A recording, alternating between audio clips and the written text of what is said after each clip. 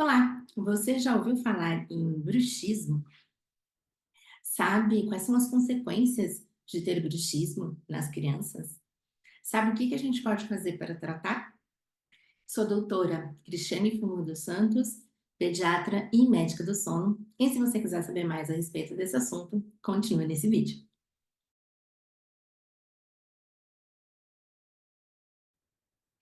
Então, pessoal, o bruxismo é essa ação de apertamento ou de deslizamento dos dentes, que pode ser nessa direção e nessa direção, e que também pode acontecer ambos os movimentos. E esses movimentos, eles podem acontecer tanto durante o dia quanto durante a noite. Na verdade, tanto com a pessoa acordada quanto com a pessoa dormindo. E aí, nesse segundo caso, a gente acaba chamando de bruxismo do sono. Em pediatria, a gente sabe que aproximadamente 15% das crianças acabam apresentando bruxismo e 12% dos adolescentes também têm bruxismo. Entre 3 e 5 anos de idade, a gente tem o que é chamado de bruxismo fisiológico. Só que para a gente considerar que é bruxismo fisiológico, nós não podemos ver nessa criança as consequências que eu vou falar agora e nem a gente ter as associações com as coisas que acabam levando aos quadros de bruxismo. Então, quais são as consequências que a gente pode observar tanto na criança quanto no adolescente e até mesmo no adulto com bruxismo? Nós podemos ter dor na musculatura envolvida na mastigação.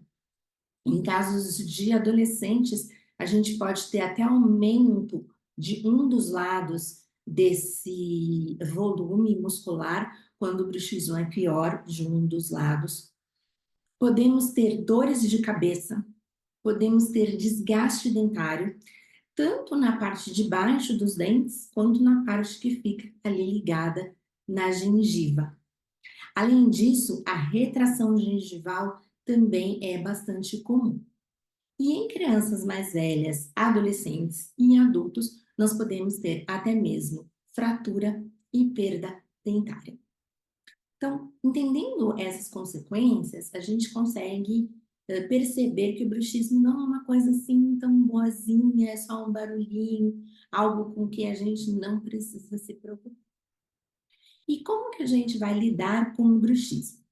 Em primeiro lugar, aquilo que o pessoal fala de usar remédio de verme é lenda urbana. Não vai fazer nenhuma diferença para o bruxismo usar ou não um antiparasitário. Mas higiene do sono é uma coisa muito boa. O que é isso de higiene do sono, Cris? Tempo adequado de sono, dormir no horário adequado, ter um ambiente de sono também adequado, ou seja, sem muito barulho, sem muita luz, porque isso também pode acabar precipitando esses episódios. Além disso, a gente tem que olhar para essa criança, para esse adolescente, tentando entender o que está fazendo com que esse bruxismo fique mais exacerbado. Então, nós temos que olhar algumas dessas coisas. Primeira coisa que a gente precisa olhar é o nariz.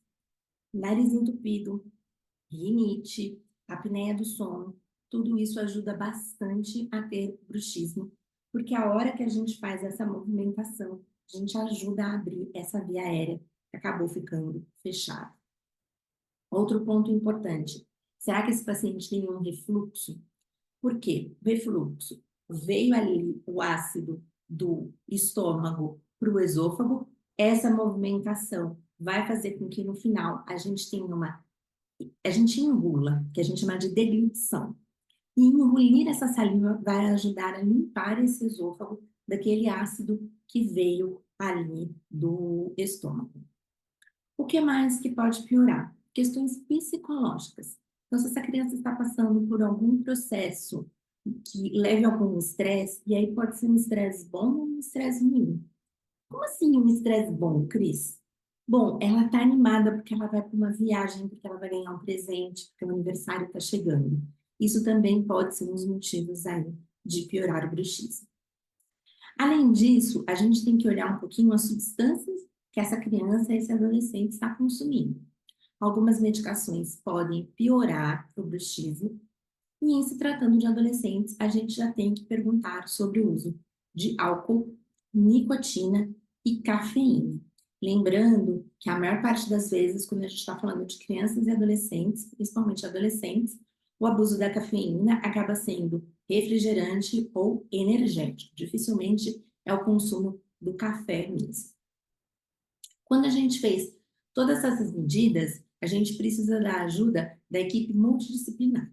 Sono não se faz sozinho. Então, o pediatra mesmo já pode ajudar com muitas dessas coisas, mas a gente sempre vai atuar em conjunto com o odonto para ver como estão esses dentes, se precisam de algum tipo de reparação por esses desgastes, se já existe uma indicação de usar uma placa.